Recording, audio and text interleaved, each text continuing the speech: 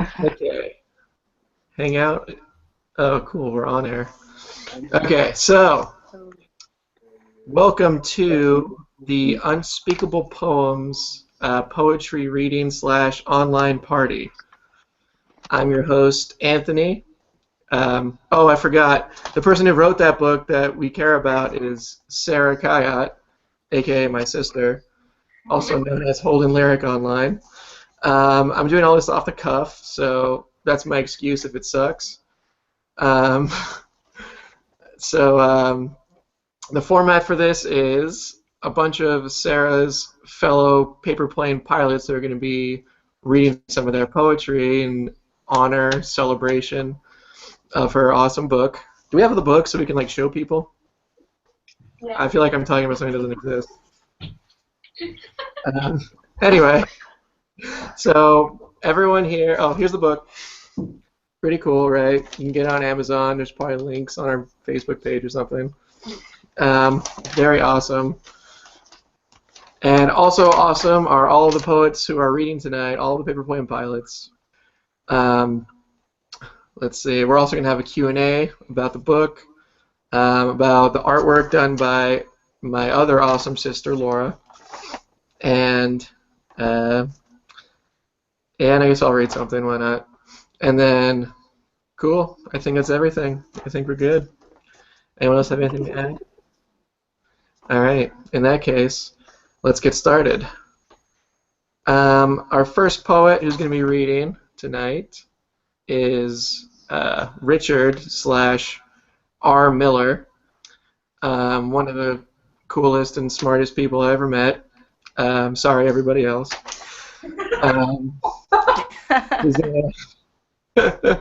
So yeah, without further ado, his poetry is awesome, and you're about to find that out for yourself. I'm assuming more than one person's watching.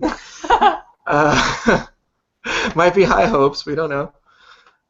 So anyway, without further ado, even though I said that already, and then gave further ado, like I'm doing now, I'm going to press this button that will make him talk.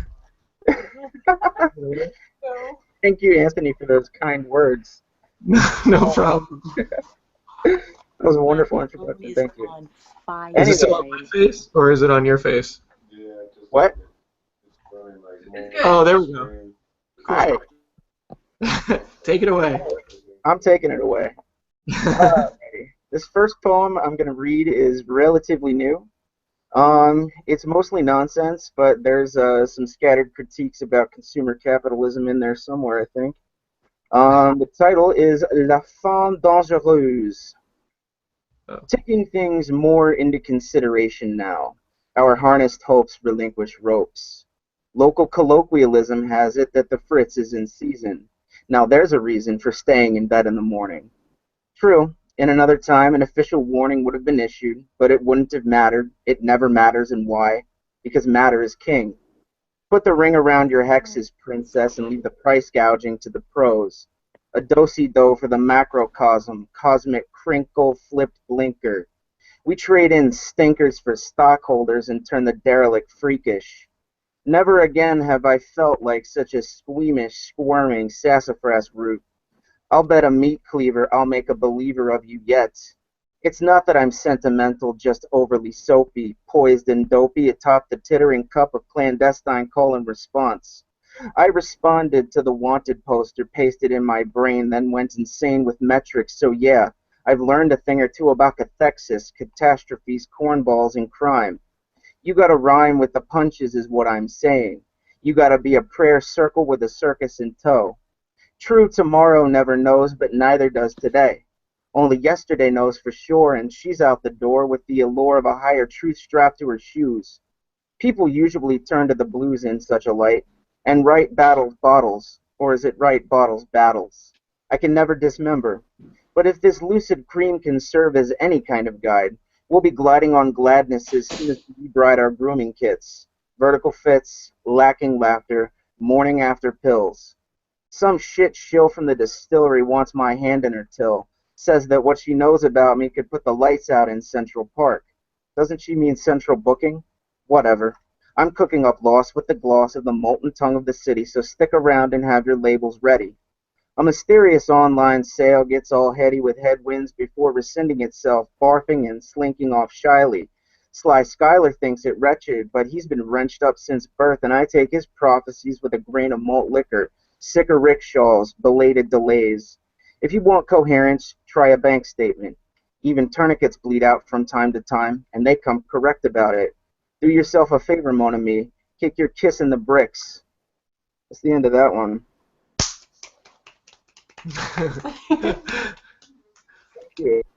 Yeah.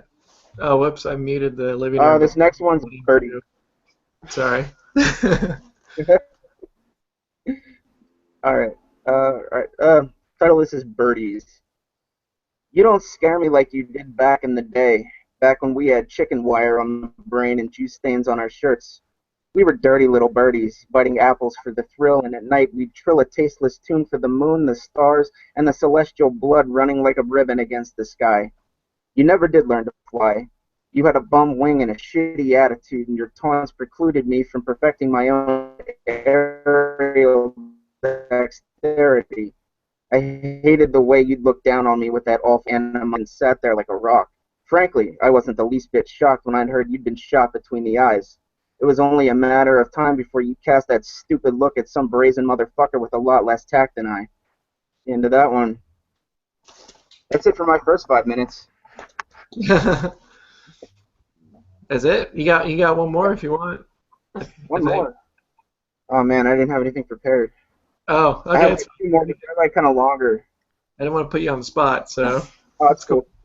All right, let me look at my... Oh, wait. I guess people have to see my face now. Oh, wait, how do I do that? Oh, whoops, wrong people. Let me unmute these guys. Oh, too late. Okay, there's my face. All right, yo. All right, so next up, we have one of our own here in LA in the room.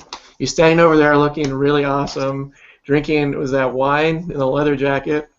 That pretty much sums up everything you know about how pretty much awesome this guy is. His poetry is good too, but again, you'll find that out for yourself. And without further ado, this time I promise, Brian Andrade? All right, good, got it. Are you gonna be doing it here? Oh, okay. I thought you were gonna be with me. Fuck it. Oh, I can hang around in the background if you want. Hang out in the background. I'll be it's like the devil over your shoulder. Cool. That's totally awesome. Hi guys, what's up? So I'm Brian Andrade. I'm really happy to celebrate the launch of Sarah's new book. First up, I'll be reading a book from Reasons to Never Return. Since this was our first book, I'll be reading my first poem from here. This book was published in 2014. It's a really awesome book that you guys should check out. A lot of gruesome poems, great visuals. The first poem I'll be reading is called Junk. This poem is, I guess, the epitome of my teen angst. I wrote this when I was 19. That was when I really hated everybody. A few years later, nothing has really changed. So I'll go ahead. I write junk. I conduct an orchestra of junk. I command an army of junk. Junk is all I have. My organs are not like yours. They are composed of rusted screws and nails. My hands made of crushed plastic bottles. My words are a pit of torn sheets and mice food. I lived a monologue of junk. The friendships I formed, all junk. Not at the time, but they had an expiration date, like a half-empty milk gallon. I fear other humans. I don't want them around me. Their sweet words rot. I walked the downtown streets with an empty cart stolen from a Ralph's market. I carried everywhere. With each person that came, the busted red cart began to compile junk. More failed lovers, more junk. I now walk downtown streets carrying mountains of junk. Bits of mechanical parts, car tires, a broken cassette player, rusty gas pipes, sweet junk.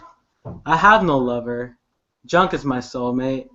We shall marry, set our honeymoon in the alley dumpster. I bathed in junk. I see people, their lies, their egotism, their artificial smiles, junk. To score a lucky dame or foxy man, you feed them junk.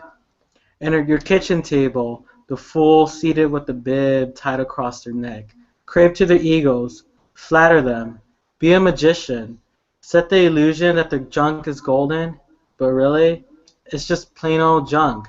Today is junk. I smoke a cigar, not rich with tobacco, but with junk. I rest in mountains, cities, deserts, seas of junk. Materials are junk. People are junk. America is junk. This poem is junk. Thank you. So the next poem. Oops, wrong person, Laura. I was gonna unmute them. Yeah, so the next poem's a lot more fun than that. Less hateful, more appreciative. You know, we all have different aspects to ourselves. Actually, I'm lying. This is going to be a really hateful poem. It's called his love poem. It's going to keep the epitome of teen angst. So, I'd fuck you. Our moans in symphony to freight trains. I'd kiss you in every alley between cigarette drags. I'd smell you, the sweat on your neck, wear like cologne. I love you, the taste of morning breath and its warmth engrave me.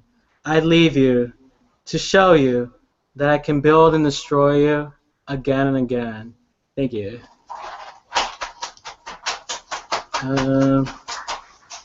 Cool.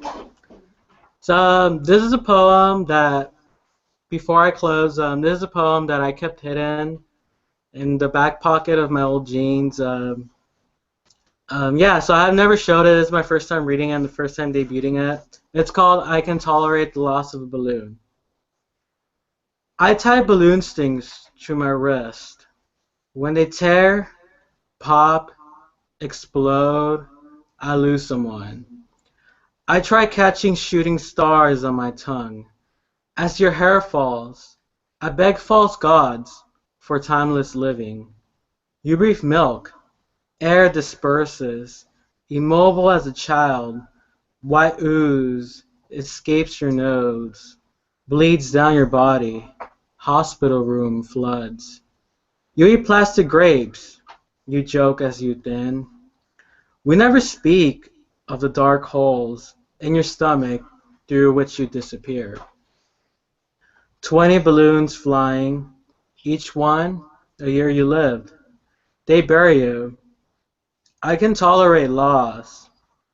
I can't tolerate living without you. Thank you. You guys are awesome. So yeah, check out Reasons to Never Return and check out paperplanepilots.com. I'll give it back to the awesome host, Anthony. Thank you guys so much. Boom. I'm back. Oops. Alright. Where were we? Okay, cool. So that was Brian. Pretty cool, right? Next up we have Michaela, or / M. Alden. Never actually met her in person, but I'll assume that she's just as cool and smart as everybody else. Oh, thanks, so. And she's a magician with words. I've read her poetry online. And again, I'll let you hear that for yourself. Next up, let me just click her face. Alright, cool. Take it away. Thank you so much, Anthony, for the introduction. And I'm really stoked to read. The first poem I'm going to read is... Is it okay? I think it's still on my face. I think so. Oh, there we go. We're good. Sorry. Awesome. So the first one I'm going to read is one that I wrote not too long after I got here. It's called Birthmark. Oh, here, if anyone doesn't know that, that'd be really weird if it wasn't contextualized. Anyways, so here's this first one. Birthmark. Turn your face to the dirt and cut your vowels short. Bite down on every accent. Wrap yourself in fast-paced atmosphere. Your name is going to be the death of you. Your face is a portrait of falling. Dye your skin a colder color and douse your eyes in bleach. We'll stuff your mouth with cigarettes and crooked phonemes, but birthmarks will always speak louder than your broken intonations. You, with the orange lip, have you considered a renaissance and apostasy, effacement of all trace of your garish birth? Let us help you, let us inject your veins with fever and poison, scald the shriveled viscera, and burn your sin from inside out. Here we preach the gospel of abandon, and the chanticleer is poised to cry. It's time you denied your photographs, your blood, the black incision carved above your heart. Swear on a Bible, the ocean, the grave you dug. Tell us you don't pray for wings or thoracic tesserae. Don't waste your cherished time dressing wounds in our shroud. You'll never learn to stop bleeding through. Thanks.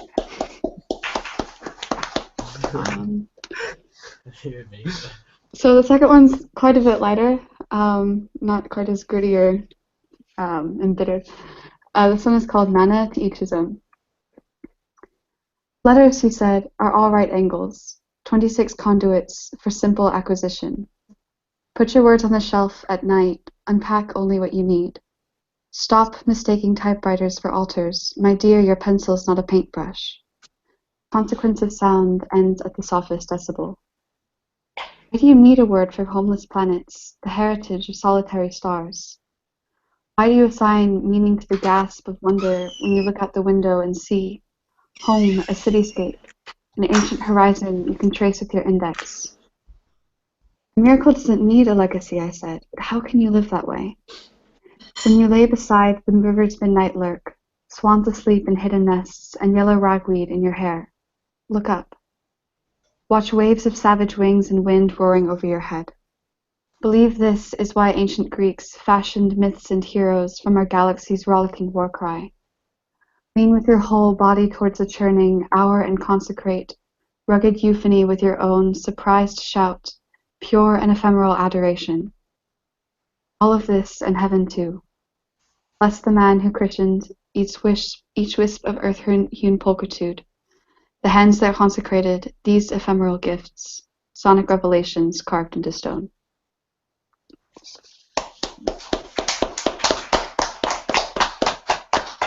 I think is that 5 minutes? You got one more. Well, Like one more poem or 1 more minute? one more poem. Either. Oh, that's right. I'll pass it on to. More of a guideline.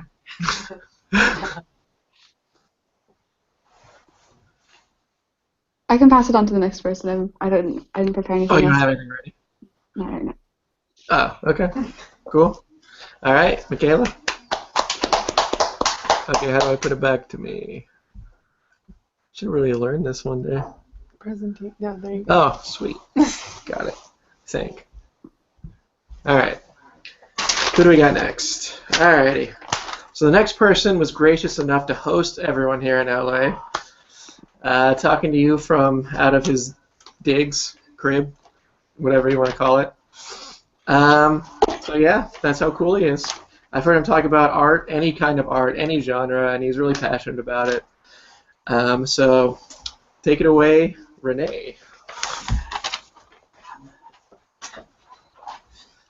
All right. Okay, so I work at a few museums, so this was in part inspired by that. This is called Kill Your Romantics. There's a blockbuster new museum downtown with funding galore that I've been selected to be the director of. It's not quite solely a contemporary art space and not entirely a natural sciences facility. Its collections and holdings are on constant turnabout depending on the director. A mixture of private holdings, personal artworks not shown anywhere, and works cannibalized from everywhere. Admission is free while the lines stretch around 3 blocks and the name is tentatively settled on by the board as MOP, Museum of Pain. The front desk is advised to tell the public that all exhibits deal with the hyper now. Immediately, there's a hallway with Polaroids, rotary phones, boom boxes, VHS tapes from weddings, a scarf, a ring, a dreadlock, a stroller, a minivan, reliquaries and vessels fitting for the exhibit titled Nostalgia Ultra. After, there's an interactive section where someone can step into a Polaroid as it develops, enveloping themselves fully in the process of preserving an archival moment that would otherwise fade. Past this lies a section behind glass containing individual pages from the Old Testament. Whole sections have been redacted with an emphasis placed on portions pertaining to suffering, martyrs, and the unrepentant. Even further lies a new exhibit, Atrocity in Our Time. Suspended from the ceiling hang a set of sagging industrial bags with limbs protruding and a foul odor emitting with blackish gray labels on each that read John Cusack, Leonardo DiCaprio, Tom Hansen, Ethan Hawke, and Ted Mosby. At the very bottom level lies the permanent exhibition splitting off in two separate hallways which reads Untitled. The first presents a freestanding silhouetted shadow animation with two different images on front and the back. On one side, a wordless narrator reads a letter in a presumably eloquent and exaggerated fashion. The viewer is not privy to the contents of the letter, but it is assumed that it is of a romantic nature, for as soon as the silhouetted man finishes his reading, a female rushes towards him, kisses him on the lips, and embraces him. On the reverse side of this projection, this same narrator places an assault rifle in his mouth and pulls the trigger. His frontal lobe and rear cortex are disconnected in the exchange, and he presumes to struggle to place them back into his skull while scooping the remaining fragments off the floor. Beyond this, a simple transparent charcoal of you and her and all the others before. They are a freestanding set of life-size drawings, an overlap of legs and torsos and messes of hair, backlit by a harsh neon flickering set of pillars that transfigures them together. Behind them lies a simple household blender with a label reading Donations. A stipulation in the piece indicates that the acting director of the museum must remove his or her vital organs and place them into the blender on a weekly basis in order for the piece to function. The flesh is ground into fossil fuel, which subsequently serves as an energy source for the neon backlighting. I find myself questioning the sustainability of such a project as another proposal for yet another project comes in. A permanent installation featuring a film with an endless summer and a caricature vaguely resembling myself set in downtown LA and starring Joseph Gordon-Levitt in a slow-motion tempo of 365 days. Barcelona threatens to pull its funding if such a piece is willed into fruition. And as the rest of my limbs and organs begin to swirl, I yank the cord from the outlet. Brownish pink chunks into the blender harden into a cheap cookie format. All irreverent pieces are composted because the IRS said so. In fact, you can keep the heart you broke. Privatize it. Place it in a tax-free storage container off the coast of Panama. May be worth something to you someday. Because there will be a point where the contemporary becomes a decade ago, where 2 summers ago becomes 4, and when all those seasons become reliquaries of grains in the pyramids.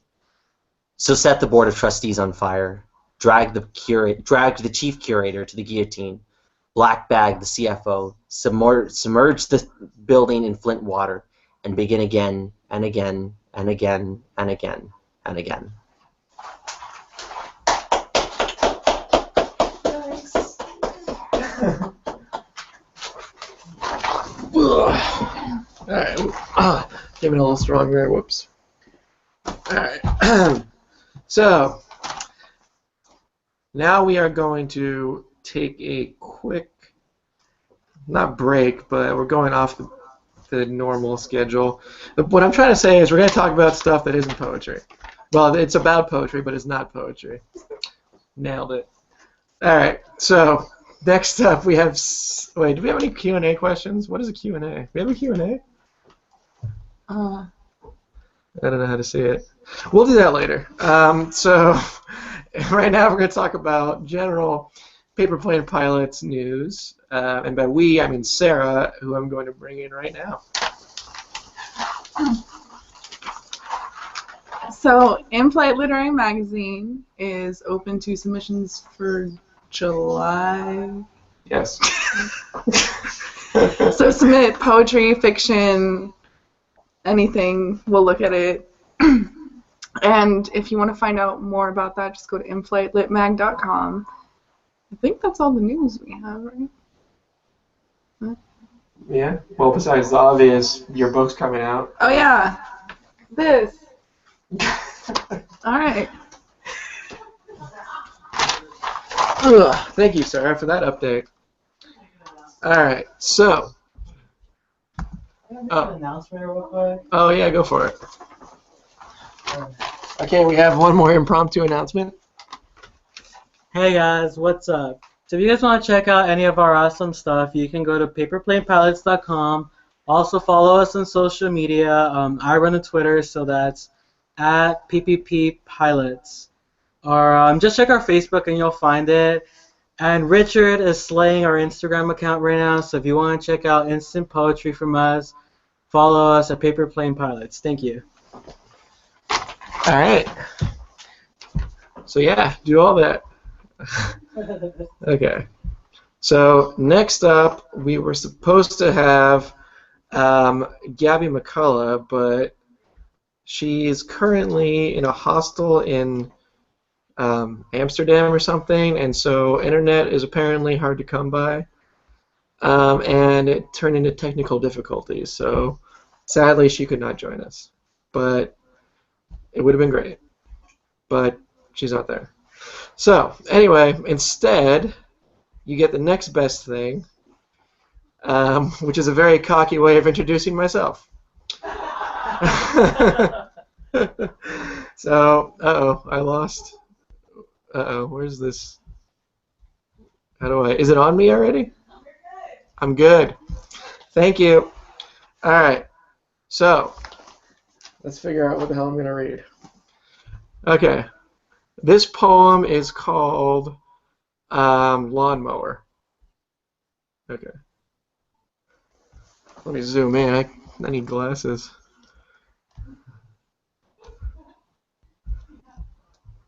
Shh. I forgot them. Alright.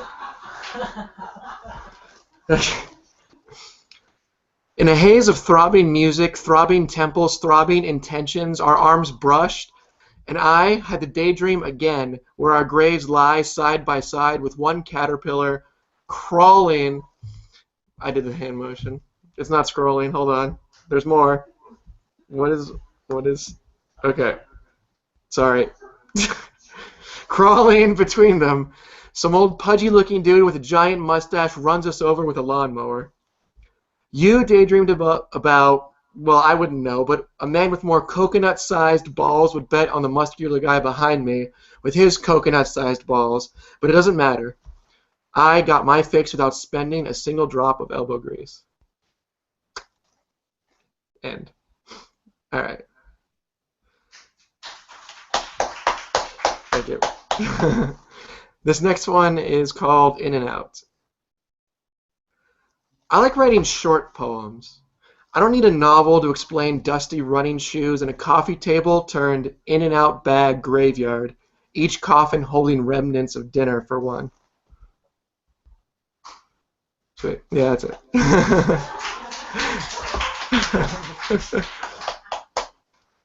Okay. This next poem is called Poke. I can never remember how old I am when people ask. I throw a dart somewhere between 23 and 29. Married life is like that. My wife is a homely black leather seat cushion named Peggy or Ann or something. We're in a toxic relationship, the two of us. She's too clingy, especially on sunny summer days. My skin fuses to her. In return, I bathe her in my literal toxic fumes, from armpits to ass, an ass that gets jealous when other asses sit on her. I don't really like talking about her. I don't like talking about work either, or my weekend plans, or what I want for dinner. Doesn't leave much to talk about. When I'm with the people I love the most, instead of talking, I like poking them. In the arm, the face, the ribs, the nose. No talking, just poking. When I poke, I'm reminded of a time when a plate full of broccoli was the worst thing that could happen. When I poke, I'm reminded of a time when a kiss on your scrapes and cuts really did make it all better. When I poke, I'm reminded of a time when monsters were slain with plastic swords in the backyard. So I poke and poke and poke. Sometimes when I'm driving, I see bullseyes on the freeway center divider. but I go forward. And when my fingers twitch on the steering wheel, I hold them steady. And I keep going forward, and always will, as long as someone out there is poking me back. That's it. Okay. I'm going to go ahead and read out one of our cool anthologies now. Let's see. I'm going to go ahead and read. All right, this poem is called Sea Salt Caramel Ice Cream. Sausalito, the Golden State, swarm of tourists eating ice cream, burgers, speaking in rapid-fire blanks about their next stop, next meal, next plan, next whatever. They spare only the slightest of whispers for the man balancing on the edge of the bay, wearing the dirty brown vest, the distressed jeans, the disheveled hair, looking scared, scary, and scarred. He turns his head, tells anyone who comes close enough, go away. When they frown and look around for some kind of lifeline, he says, go away, I'll jump. They think the next phrase won't be a phrase, but an action maybe, so they keep walking and don't look back. I want to call his bluff. I want to stand next to him. I want to tell him it gets easier, tell him to imagine his family's faces, tell him he'll be missed, tell him the sunrise is worth the time spent panning for aluminum cans to fill his dirty old van. I want to tell him all that, but I don't. I know he won't believe any of it anyway. I see the holes in his sneakers, the dirt on his shirt, the manic look in his eye, and I don't believe it either. Not really. I try to guess the words his ears hunger to hear, but can't. I keep eating my sea salt caramel ice cream, keep staring at the water below him, staring at the stains in his vest, staring at the rest of the beehive eating their Napa Valley gourmet burgers. The clerk at the jewelry store, she says he's there all the time, says he talks the talk, but that's all it is, talk. 20 minutes later, we're driving toward the Golden Gate Bridge. We hear a siren behind us getting louder as we watch the waves out past the edge of the bay. That was it.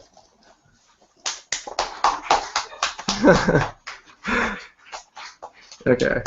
And then last one. This one is a complete tonal shift. It's called Pissing in the Lone Toilet at the Hookah Lounge down the street. The guy before me pissed all over the toilet seat. The girl behind me is going to think it was me. I could clean it up, but I don't want to touch his pee. I think this time I'll just take the heat.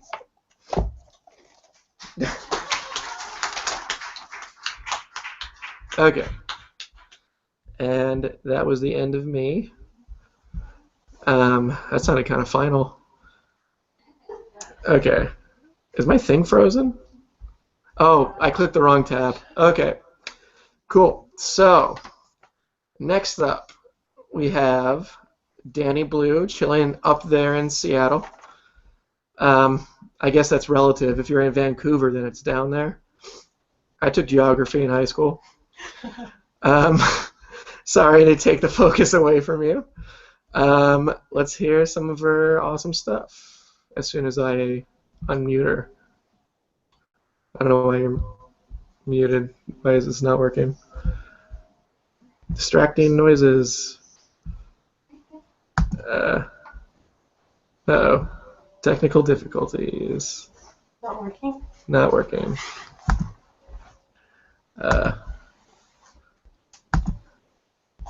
Is it grayed out?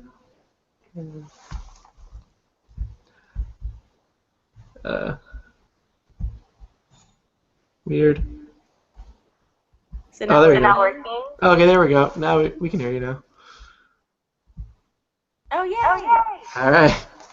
Take it away. One second.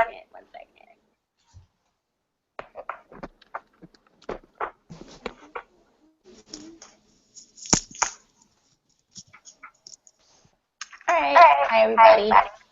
Hello. I'm Dani Blue, also known as Stephanie. And hi, Sarah. I love you. I just wanted to say that.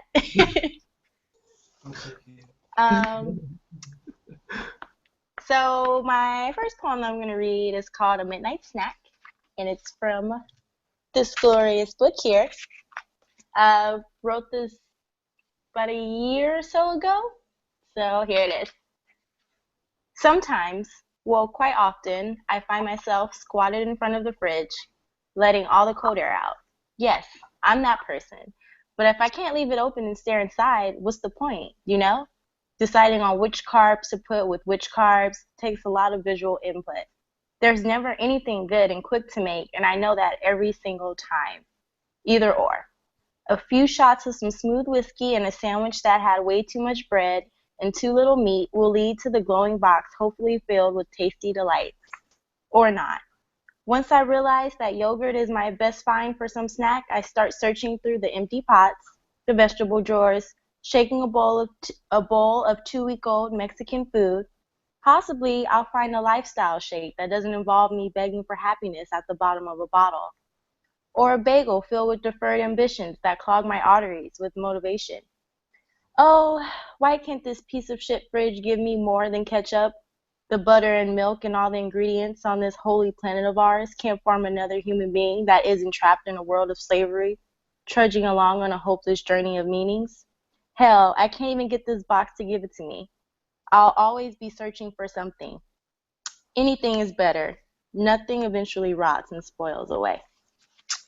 And that was the end of the first one. Yay. Yay. Okay. 1 second.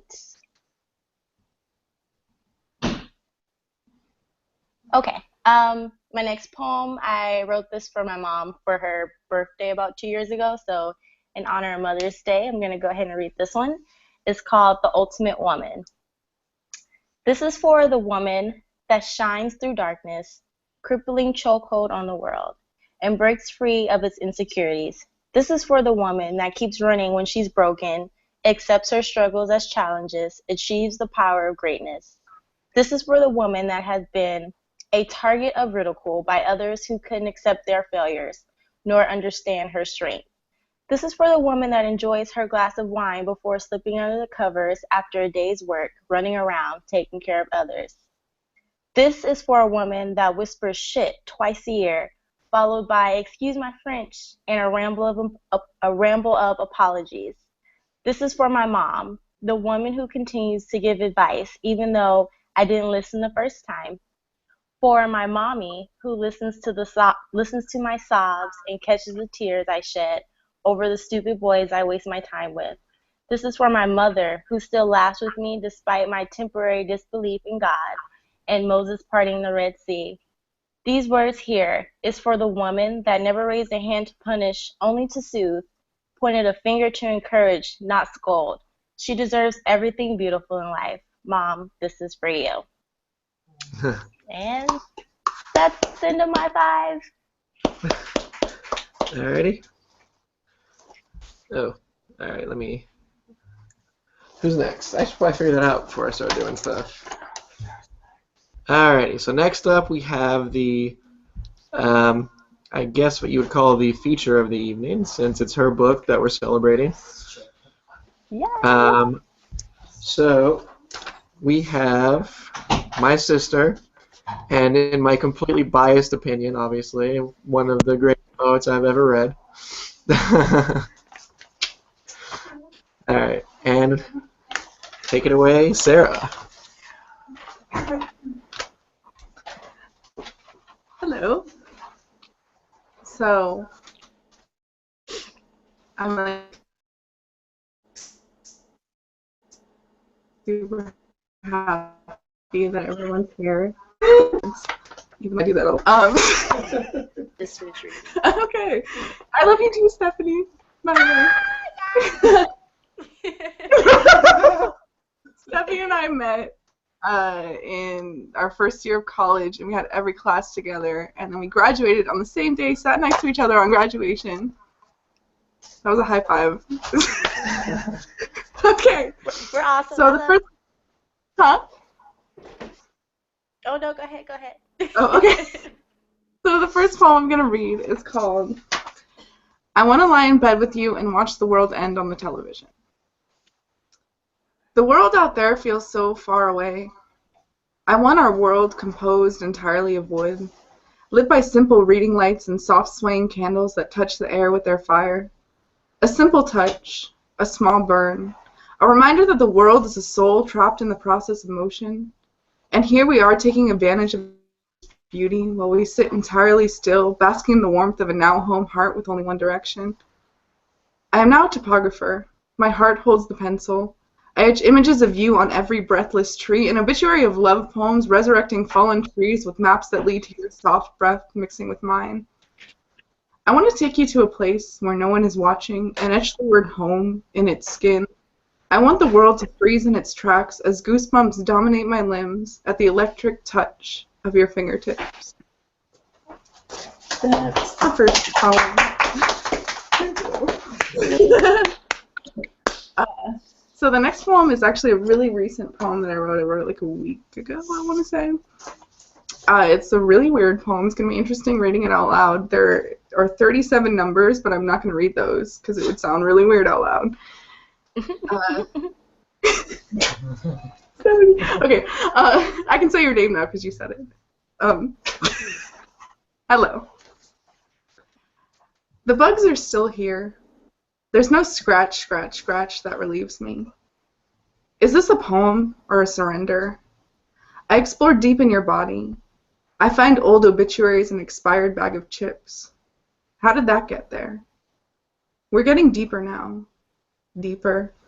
Scratch, scratch, scratch. Come find me. I always find you. I want you to be a marsupial so I can live in your pouch. But I want you to be a marsupial so I can live in your pouch. We'll just have to find another marsupial and live in its pouch. Scratch, scratch, scratch. Leave it alone. Scratch, scratch, scratch.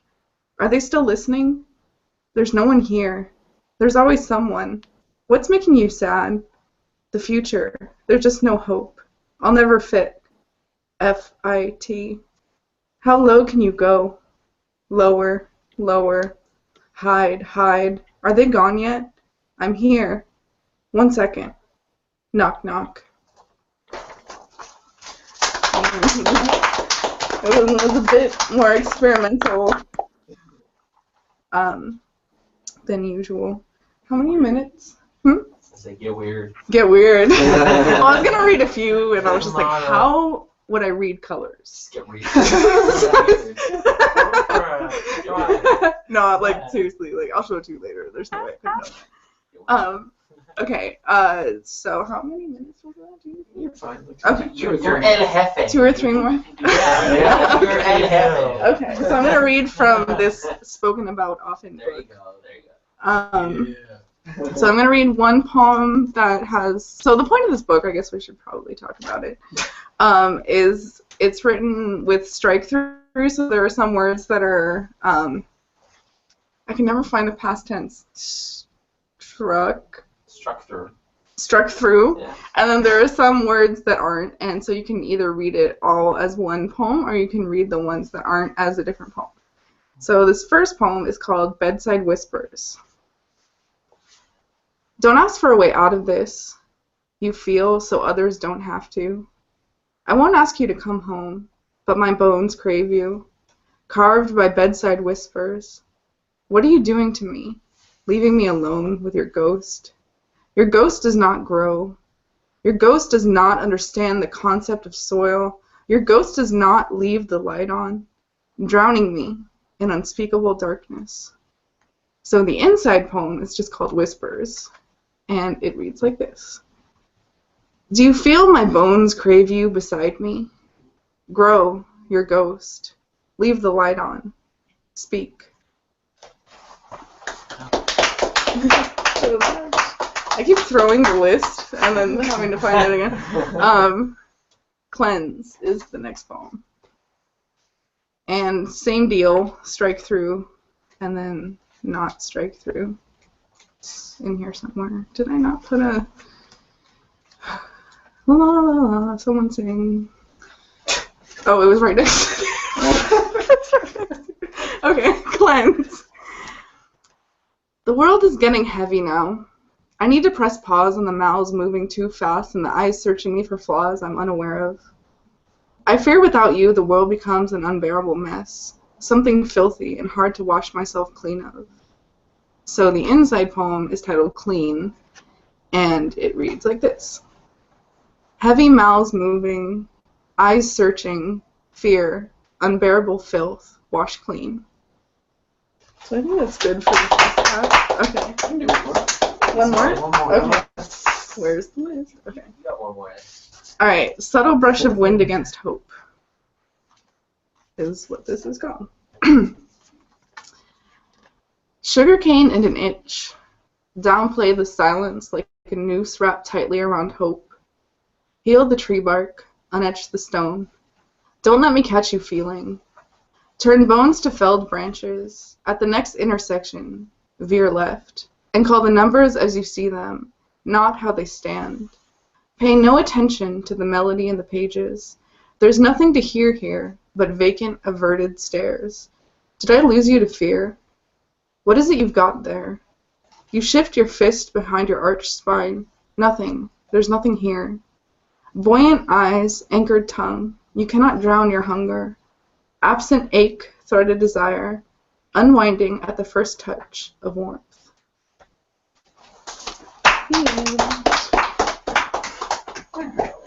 I think we got Laura. Yes. Yay. Oh, dead air. Dead air. Dead air. Okay. I'm here. Okay. So, again, unspeakable poems. Really awesome. That's like the theme of the evening. Speaking about this book that I just talked about 2 seconds ago, next up we're going to talk about, by we, I mean Laura, my other sister who did the cover design on this book and all of our other books. She's going to come over here and speak about that really quick. Please. There are all the things. All right. You didn't have Richards. I didn't have Richards. Oh. Richards. I don't think it's there. Hello. What are we doing? So yeah.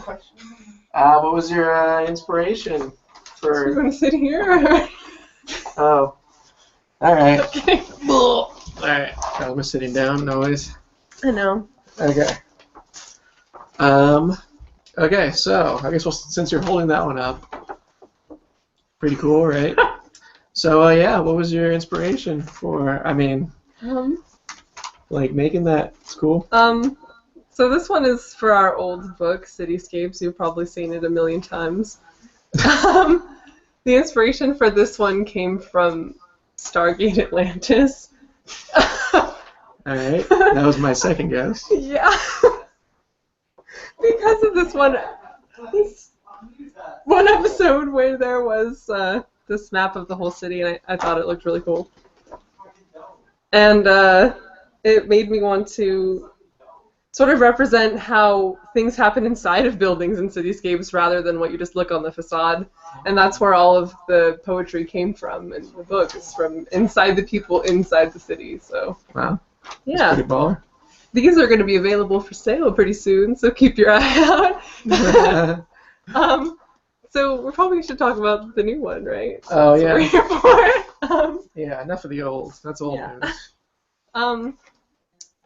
So this one is the new book that came. It's kind of hard to see with the webcam, but the idea was to make it sort of like a moleskin, which is really common with writers, I guess. And since it's such a personal book, and the idea is with the strike through to show pretty much all of the things that you don't want to say, that you usually cross off or that you keep inside, and then with the poem that's left over is what you end up saying out loud.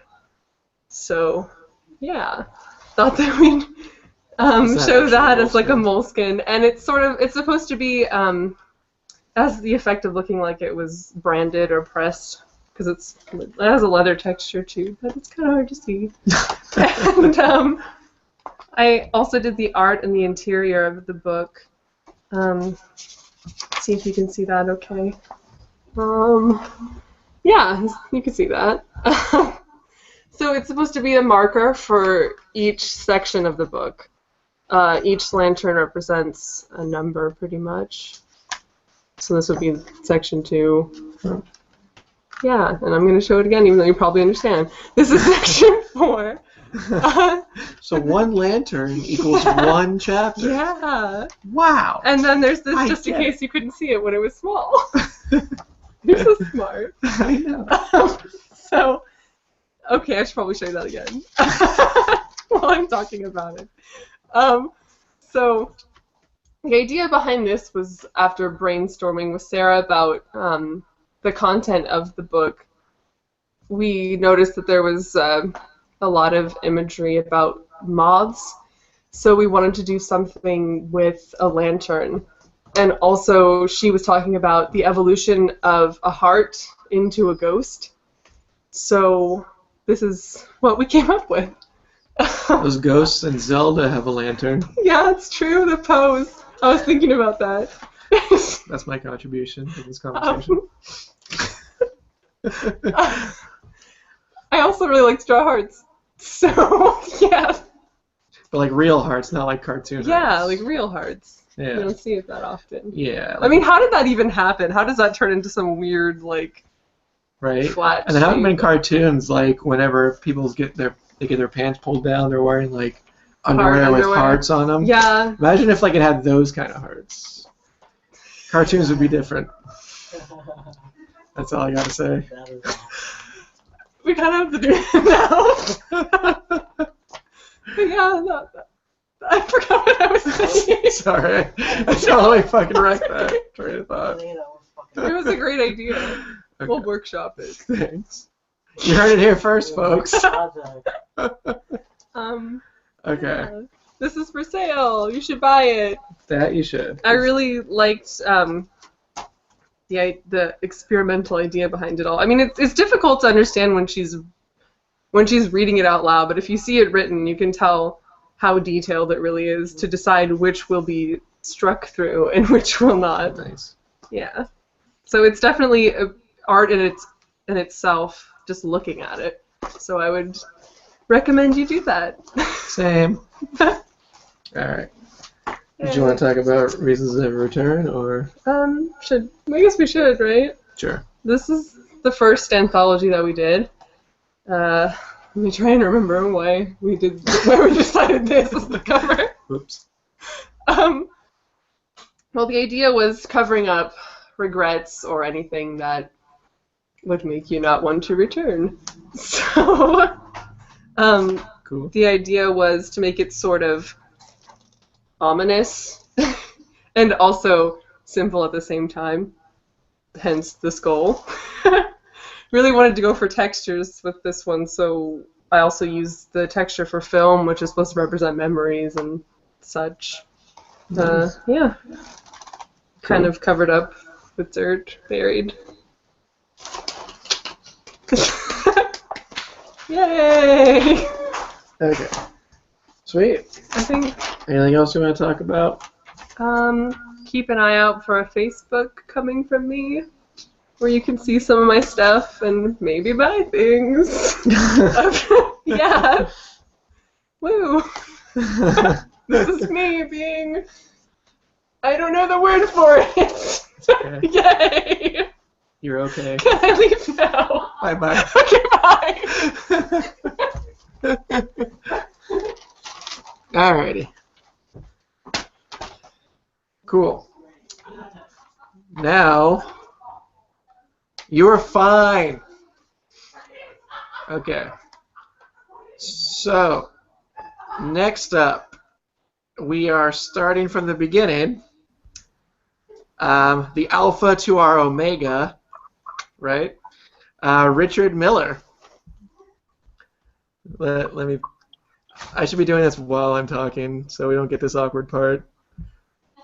Okay, cool. Hey, back. You're back. All right.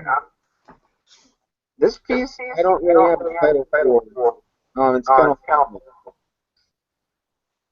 There's a moment rising like cloud, rising to meet you, to disarm, confront you.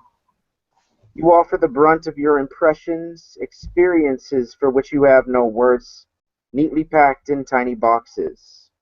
The moment explodes like an orange thrown against a wall, juices splattered, trickling to the ground. For all your tact and good manners, you were powerless to prevent this, and most likely, you'll be just as powerless should it ever happen again. I've been meaning to elaborate everything we've glossed over, consigned to a state of imperfect being, the promise of completion hovering just so far out of reach so as to still be tantalizing, yet unattainable.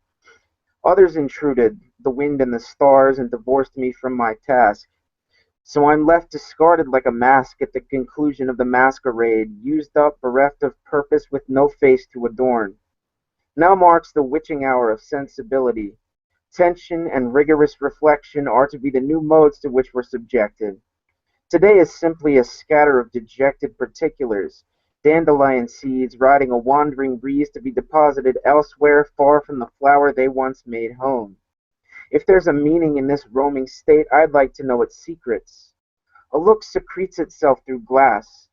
In this trembling light which has slowly drifted down on us like a piece of tissue, we have only ourselves for consolation. Preparation is the key, but one must also be flexible to however marginal a degree. One must allow for the possibility of a detour should the bridge ahead collapse. We know enough about the snares and traps that pepper this road like specters, but you feel the truth of your situation fan out across the vast expanse of expenditures and energy you've come to dwell in. You wonder if hell is a place, or yet another mode that binds you to the remainder of the world. And the whole unfurls in fraying ribbons flowing just beyond the barrier, leaving you nothing left to grasp. Syntax provides for its own enjoyment. Each particular joins up with the others to form a massive and indifferent web. We quickly find ourselves caught up in all those plebeian concerns we swore we'd never have a thing more to do with. The sky grows heavy with pulsing clouds. No indication of how to proceed from here presents itself. Another row of accidents ascends to the topmost shelf. You shift your attention towards your intention. Where did you leave it, and can you ever reclaim it? Do you even remember what it was? The question imposes upon you, closes around you like a flaming fist. I've compiled lists of names and places, traces of my history, and thus I assert the reality of my position. But why fritter away the time like that? Never mind. We were books whose bindings had come undone. One by one, the pages fled with their text between their teeth and made a ruin of the narrative. We were left to wonder how what remained fit together before. More spores on the horizon, more ashes in the cup.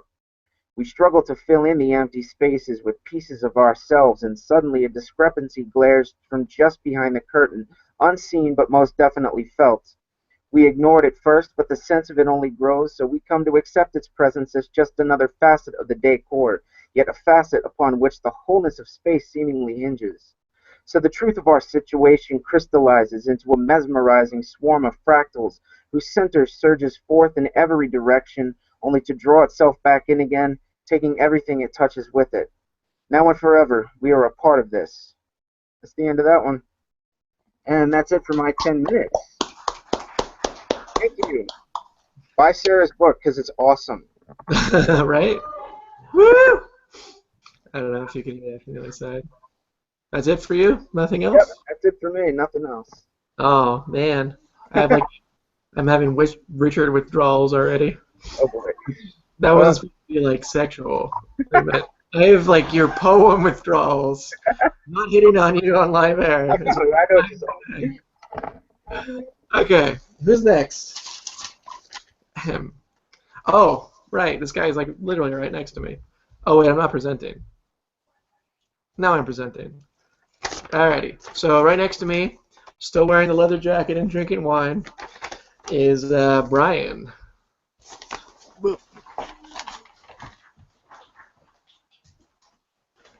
Hello, everyone. I should give you guys an update. I finished my wine.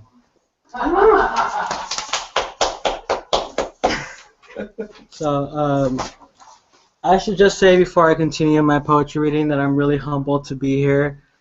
Thank you guys for watching. As you guys can see, the Paper Plane Pilots are a collective of fucking awesome people. Next up, I'll be reading from Cityscapes. I should tell you guys what's cool about Cityscapes. This is not product placement. Well, it is. You get international mix of different people talking about different cities. We have Seattle, we have Los Angeles, we have a lot of cool places. This isn't just a book of poetry, it is a book of visual art and photography. It's a great mixed media piece, and that is why I'll be reading my first poem from here.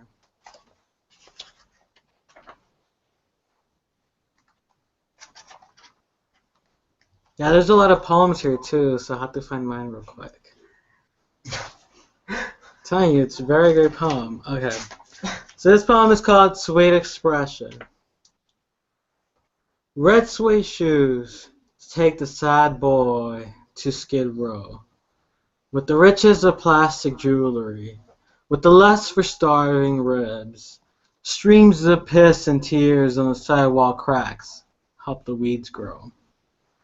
Red suede shoes take the sad boy to the alleys and corners behind hipster cafes. Steel factories blowing up Barbie dolls and Mickey Mouse sweatshirts. Purple smogs and underpaid mothers make the poison sun go round. Red suede shoes take the sad boy to the forest lawn where the dead flowers and dead humans wilt on the grass. Earth's pubic hair. He stands over his father's corpse, talking and talking, mostly one-sided dialogue. Red suede shoes take the sad boy to the winds, away from the wide abyss of walls and woods and knobs, safe from the suffocating carpet. Lamb's pubic hair. What experience is rot, but rot is real, and real is beautiful. Red suede shoes accompanied by pain, curiosity, and the soles of his feet take the one sad man to his enlightenment. And he kisses the dirty pair, caressing their laces, because he loves them. He fucking loves them. Thank you. So, the title of that is Sweet Expression, which is also my Twitter name and Instagram name. I have cool photos and poems, so yeah, check me out there. So the next poem I'll read is a poem I've never read or shown before. Again, another hidden poem. This is called Afterthoughts. And this is a poem about my ex because every writer has to make a slander against their ex. Alright. Afterthoughts. Life stained his bed sheets. He refused to touch the foreign body he had just entered.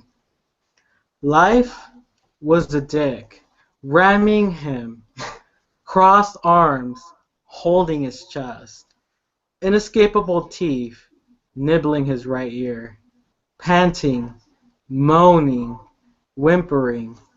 Life was heat rising to his thighs, heart, lungs, blooming his cheeks, warm intensifying every pulse, breath.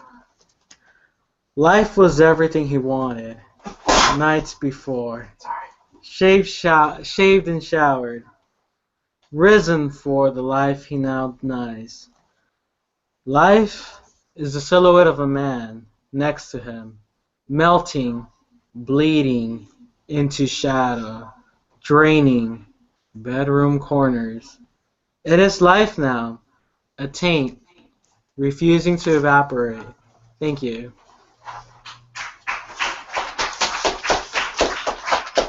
So, I'm gonna read my last poem before I leave. I just really want to reiterate how fucking awesome everybody is. And I'm also trying to find my final poem in a bundle of great poetry and books and artwork. Shit, I can't find my old poem. Okay, so I'm gonna find my old poem on my phone.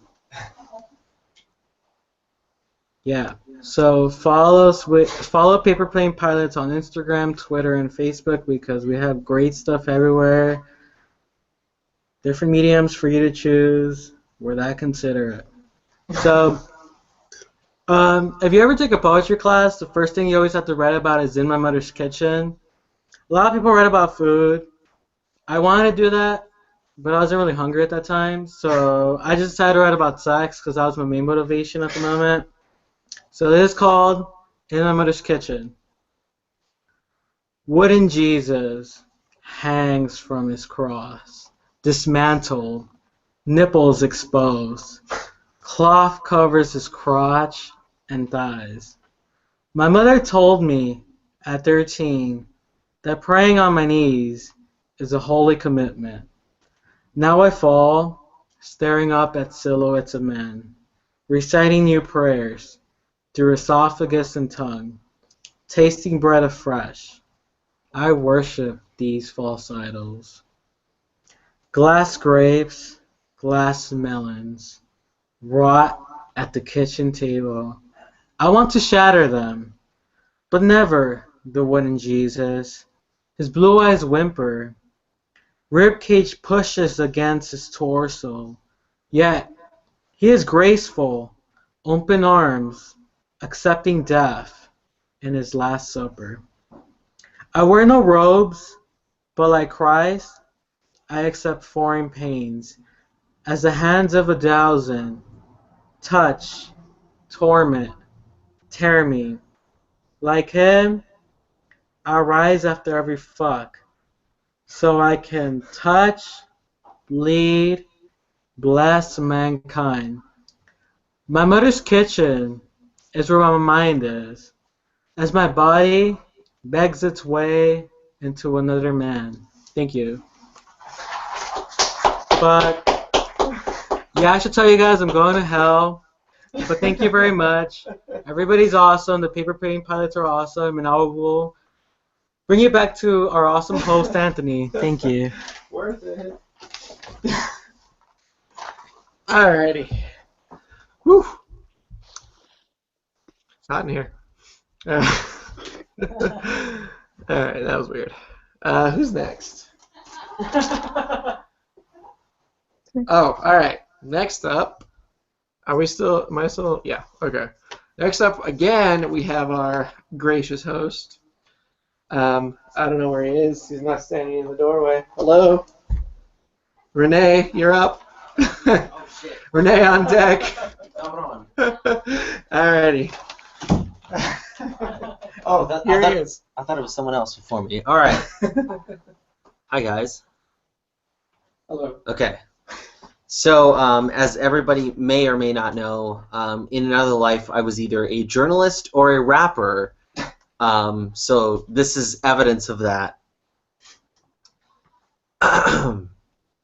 This is called an anthem, song, manifesto, rap for myself.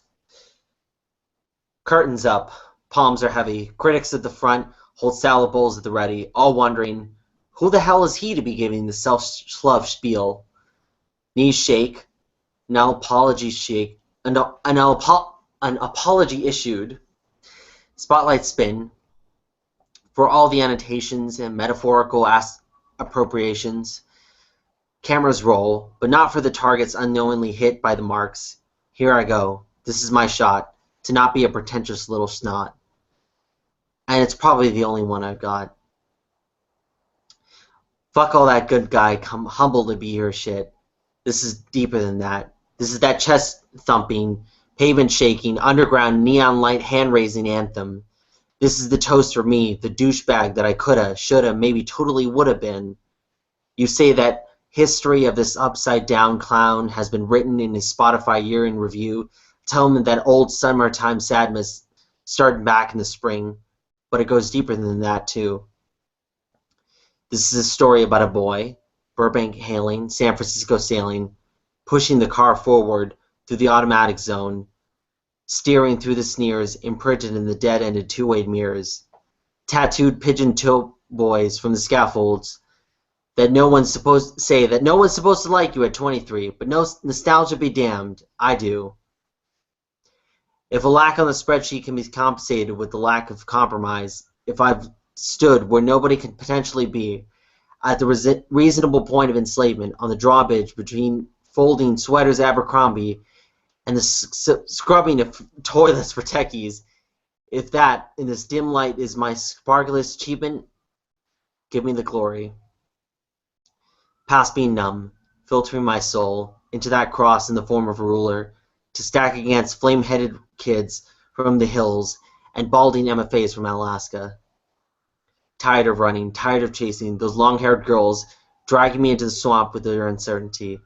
In the A block of Alcatraz, way, way, way down under, I've done my time. God damn, I've done my time. Now it is my time. Every day in the rapture of my namesake. This is 2.0 here. The Renaissance, no longer imminent, landed. A 5-act revival story.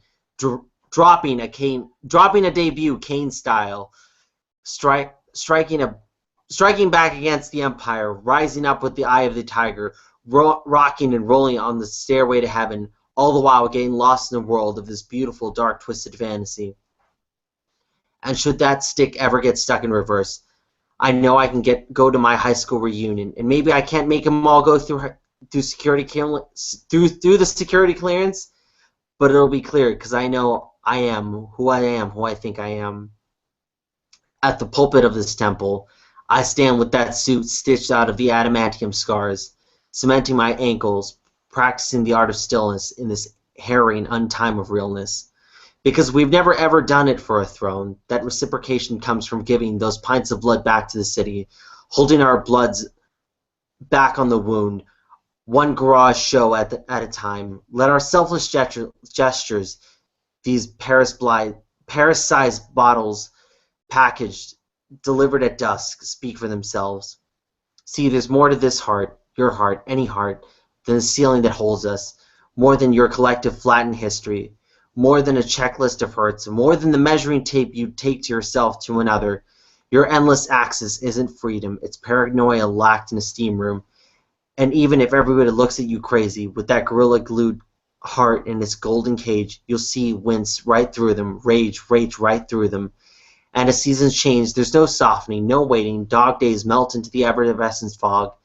I'm not the moon, the summer breeze, the off-ramp, the summer sails at the half-mast in the storm. I'm the night, the highway, the ocean, dancing with the dirty rain. Emerging from the void with full powers colored blue, I discard old masters, build altars to the new, the sublime, the tangible, the immaterial, the subversive, the empathetic. And so at long last, rise so far that if you fall, you don't at all. That if you're stripped of those badges, the flannels, the friends, the family, the playlists, the books, the dashboards, the films, the ideas, the garage, the lovers, the highways, the words, what'll be left? Me. All me.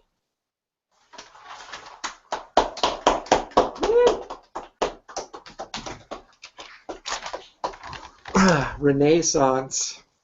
I like it.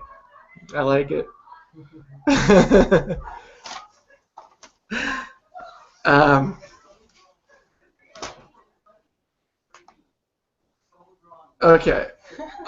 Also, I just realized I completely fucked up. That's why he wasn't ready yet, because I did skip someone. So sorry about that, Michaela. Okay.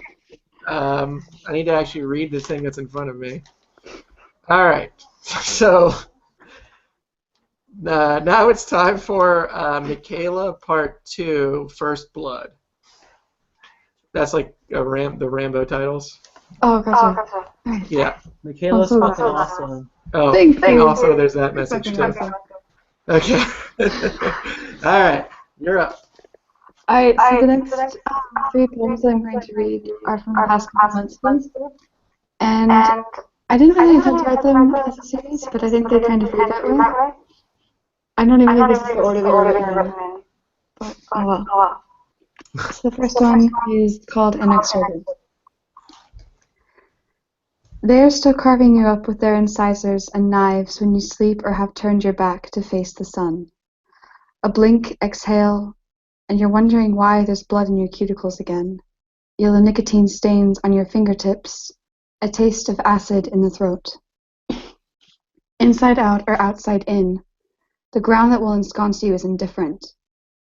You're wondering which is quicker, not painless, which leaves less remains for the rest to find, after your animative light has extinguished, after your body forfeits its longest fight. There are some things I just can't bear to confer. Cataclysmic entropy thrashing inside a shrinking headspace, illuminated by the flames peeling from the separations of my brain, words like stitches unable to close, the world's pearl chasm of open flesh. A greed that will tear you ligament from limb, while scavengers lick your skin-stretched bones. Darling, I can't stand to imagine the miserable shrivel of your eyes when you see what I've done again, the crossed lines in a crossfire of psychomagia. This sorrow is not something you deserve, and I'll wrap myself in the lintel and velvet before I let you look upon the vile writhe of chimeric thoughts and memory. Trembling hands fumbling with the paper and filter, clumsy cigarette taking shape between your fingers. The lighter is in your pocket, your shoes are splattered with mud and spit, your voice is the scrape of gravel under your tread. Where is the piano coming from? Who has shot the streetlights? Why am I shivering on the concrete? You're sucking poison into your chest like it'll burn away your lunatic madness, like I'll forget what I asked before you fled to inhale your death. You wanted a different question, one with an answer you're proud to own, and I can't blame you for that. We can burn the query if you promise to reconcile with the honesty that remains, gleaming like a pistol under the ashes. And I'll wrap you in my coat. I'll walk you home under the smoke-smothered stars. So that was the first one.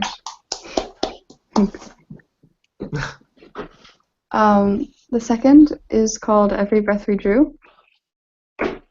I wrote this after coming back from Amsterdam and being on the bus for 12 hours. A lot to think about. And so, anyways, without further unnecessary ado. I lit another cigarette just to feel close to you, entreating worn nostalgia to come back again and let me breathe in the old reek and curl of mingled smoke on your sheets, seething through the 11th hour like an ephemeral harbinger of tainted ecstasy. Remember, it was you who first guided my fingers down the bed of dry amber, taught me to tuck the paper tight and even, to breathe in the flame so it catches for good, and flick it from my fingernail into a mass ashen grave. Remember endless revels in the sensuous glove of midnight, a clandestine adoration I cannot diminish or rescind. Remember, too, the weight and folly of words without a backbone, intimated gilded promises left inconsummate and smothered at the bottom of the ashtray. And all at once the rack and madness of dismantled equanimity, kneeling on the brick with ash and spit in my hair as your name breaks between my lips, behind and within the veil of rain and fume as the last note of hallelujah burns out between my fingers.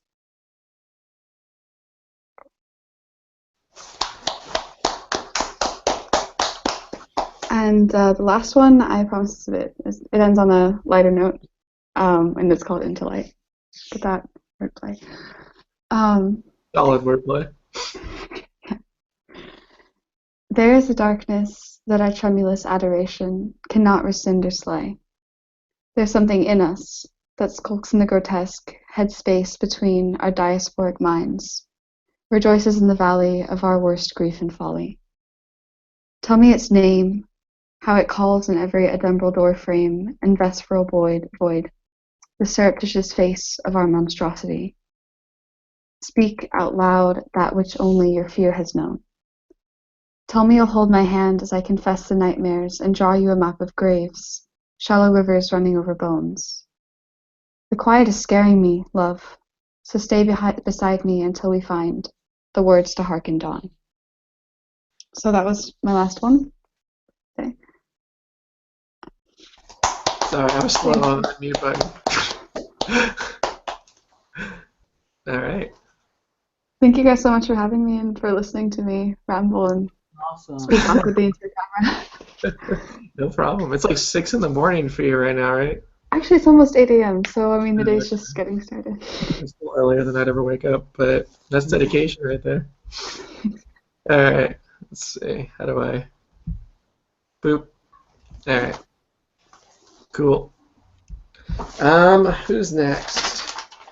Next up, we have Take a Break Here. Oh. Did anybody have like news or something? Hey, Sara. Jefe. That's a no? Okay. No. Oh. Got my answer. You don't have any news? Does anybody have any news? My door is. Okay. This is a no. Okay. Say no. All right. So I'm hearing no pretty loudly. Okay. So next up, Gabby's not here.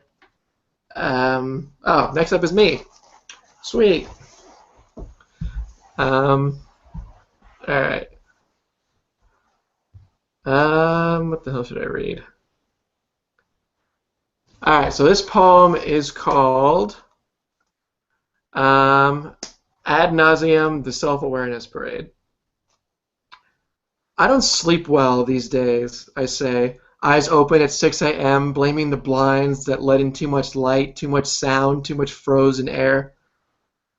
I like blaming the blinds when I'm too caffeinated to sleep, when I waste the darkness indulging in video game fantasies or TV or porn or what does it matter, I just need something on a screen to tell me or to let me pretend I have a huge cock without actually having one before my shitty blinds light up in my room. Before my shitty blinds light up my room and I look down and the fantasy's over. When I'm too caffeinated to sleep, I like writing poems about how self-aware I am. And I organize a parade in honor of my vast intelligence, which I spelled wrong the first time. Then it's 6 a.m. again and I'm too caffeinated to sleep again, and I'll blame the blinds again, but I'll never replace them. That was it.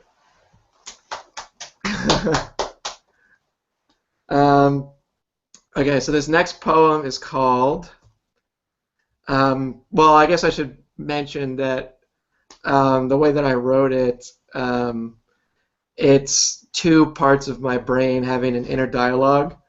So when one part, the second part is talking, I'm going to be going like this to indicate that. It's a little bit more clear in the way it's formatted.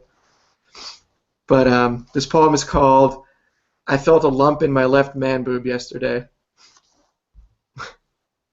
I checked again, the lump's still there. A manly way to go. Can men even get breast cancer? Why are you grabbing your man boob in the first place? I was soaping it in the shower. You haven't showered in 3 days. I rub my nipples when I masturbate sometimes. Filthy. I could be a corpse a year from now. You're fine, now go take out the trash. How does oblivion feel? Death is the ultimate corner cutter. Internal unconsciousness sounds relaxing. You never ever have to figure out how the hell a 401k works. Impending death would make my conversations more interesting. Never have to get that lumpy body in shape. I never be disappointed by another series finale. Never have to talk about the mortgage in a gray office. Never have to watch another friend fade away.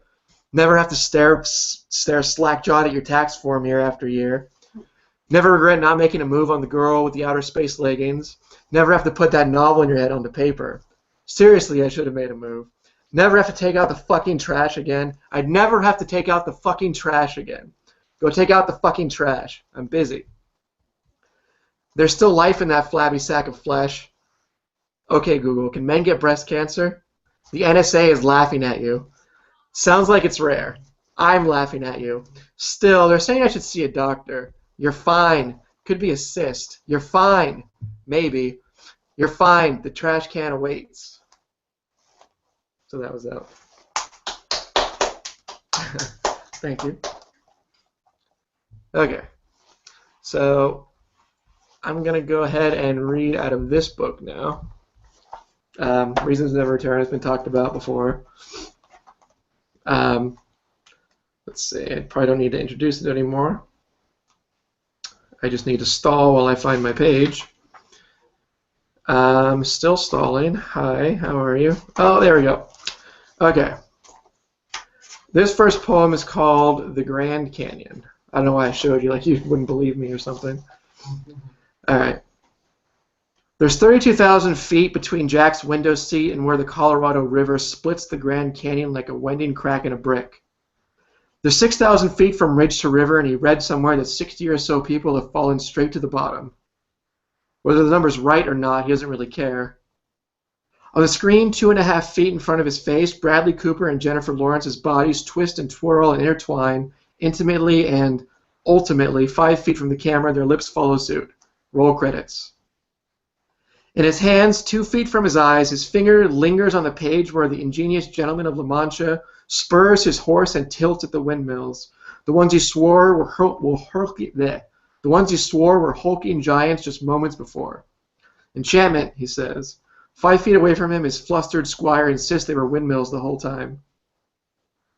6 inches to Jack's right, the sounds of the smiths shoot from an iPod to the pierced ears of the girl in the middle seat of the plane. 2 inches from those ears are great green eyes, and Jack knows they're green because for a moment his stare and hers melt into one. And then the moment disappears, and their stares disconnect, and Jack's eyes redirect to the Grand Canyon, split like a brick 32,000 feet below. Yeah, that's that one. Thank you. This next one is called The Wasteland. Someone handed me the key to the earth once. In 3 days it was a smoldering wasteland. I couldn't be bothered to keep it spinning. I used my power to try and get Firefly back on the air instead. Another bad decision to pencil into the star chart my body's become. This pound of fat is all the cheeseburgers I didn't need. This pound of fat is when the couch swallowed me up for a day. This pound of fat is when the beer flowed freely from sunset to sunrise. So is this one and that one and that one. Someone handed me the key to his house once. In 3 days it was a smoldering wasteland. I couldn't be bothered to keep his goldfish alive, but the fish in his freezer found a nice home in my belly. People used to hand me lots of things, but I think they wanted more for their investment than a wasteland. A blackened patch of earth like the one my father left to promise to hand me everything he never had. And I got it. And now it's my turn to promise my children everything I already had. Seems less noble when you put it like that.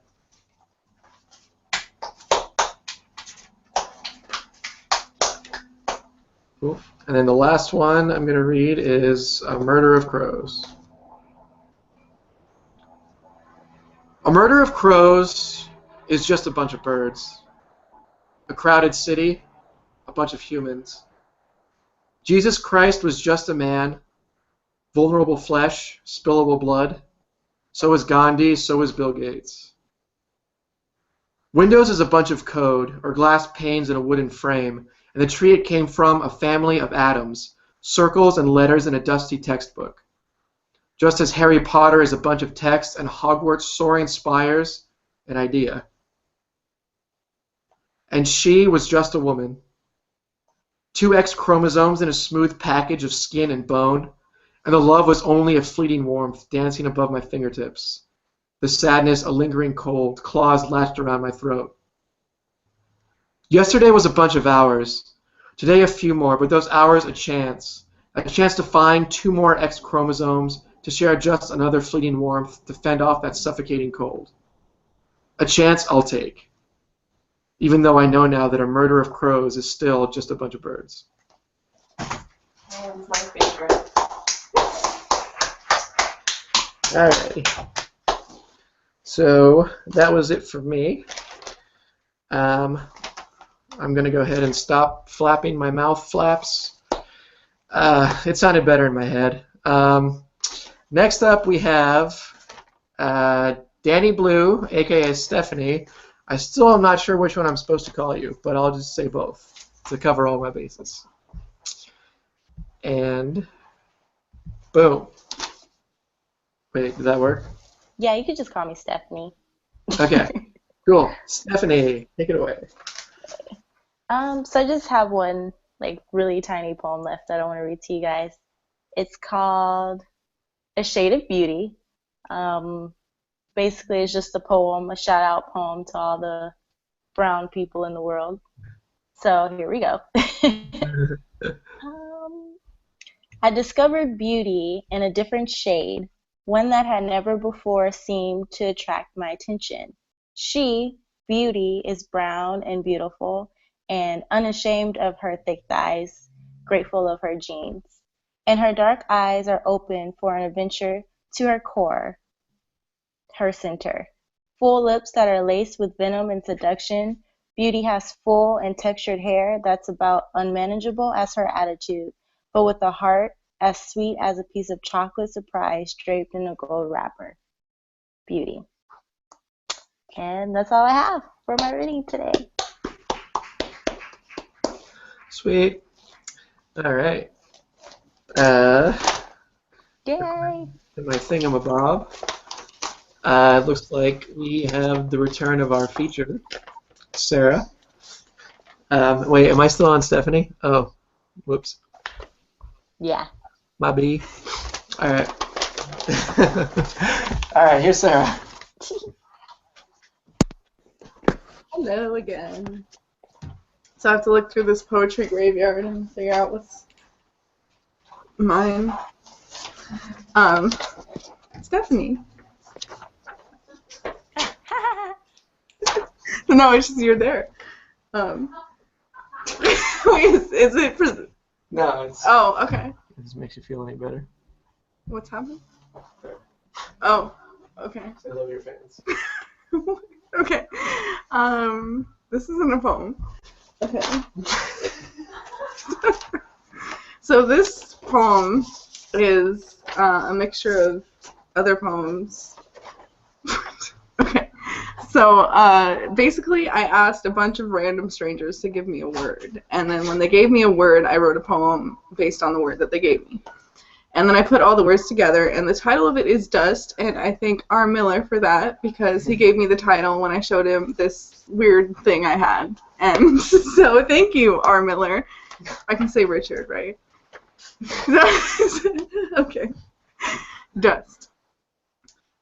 Don't you think nipples kind of taste like pennies? You're too pensive for your own good. I think pennies probably taste like nipples, I replied. If life were as eclectic as a cheese platter on a silver tray, I'd be poking my toothpick in its bellyache. I saw the battle in your pupils as you fought with yourself over the moral gray area of whether or not you dare to reach out your hand and grab the last piece of meat lover's pizza. Sometimes I remember the scene in Almost Famous where the guy stands on the roof of the house ready to jump in the pool and the enemy just sits there wishing he was deep enough to give the perfect last words. There was a dead cat on the side of the road. You were poking it with a Christmas candy cane decoration from the yard. It slid like cardboard on the asphalt. The end. I guess. Oh, next comes from. Where is that? This book that's somewhere here. Oh, okay, here it is. It is a book that I wrote and never published called. Well, that doesn't matter. This poem is called The Art of Being Breathless. The air is a limited time offer, a limited time luxury. I sit under a lamppost and let the light pour down on me as I tell you over and over again that it's me that's the lucky one. And I promise I'll get to you. Backstab my demons and all the know you cannots. My brain is the vilest bully I've ever known. Show me the hideous things I am capable of. I can accept this world for its fallen ashes, fallen kingdoms, fallen heroes, fallen faces. I can respect the efforts to tame, to tarnish, to retreat. And I'll sit under the sun one day, no more artificial light. And I'll see you there sitting with snakeskin pride. And the grass is just a haven, not a home. We have no home, no holy land to unwind and weave, humanize, no place to hide our faults and our worn-down, weak-weary faces. And I wonder why nothing ever breaks you.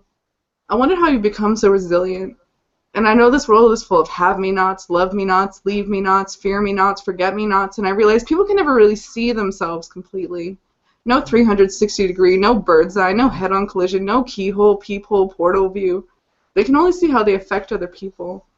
They can only see other people there standing under the streetlight, never seeing behind, below, above, around themselves, full of reasons to let go, reasons to pay no mind, reasons to misinterpret, reasons to close their eyes in the darkness, close their mind to the light, completely covered in blind spots.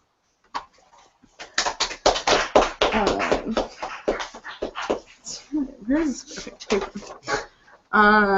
Did that. Okay. So I guess we're going back to the book now. This poem is called Conversations with Your Ghost. Treatments of schizophrenia. Spoiler, there aren't really any. Is that a phone? No. Or an alarm? Okay. Conversations with your ghost. No one ever asks what the moth wants, you said.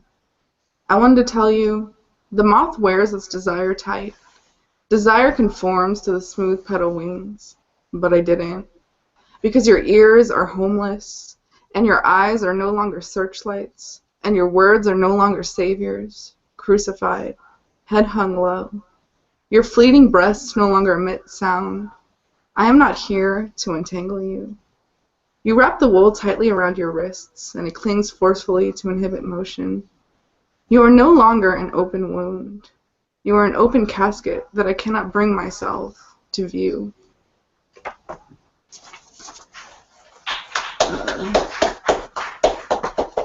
So this next poem is called Hunger, but hunger is crossed out. I'm not going to explain why. That would just be too much. Okay. In a room with windows facing west, catch the fog in your mason jar and close the lid real tight. Don't let the feeling escape you. When will you board shut the sun and release the pocket lint from your bones? I told you once you'd never be hungry. Reset the static in your eyes to play only when swing sets creak, trying to reach out their chains to the uninterested sky. We will wilt here, trying to catch the light.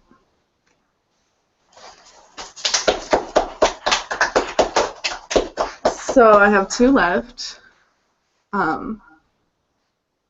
That's not it. This one is called The Moral After. It's really short. He became the pavement. She found words etched in his guts. He swallows the rain.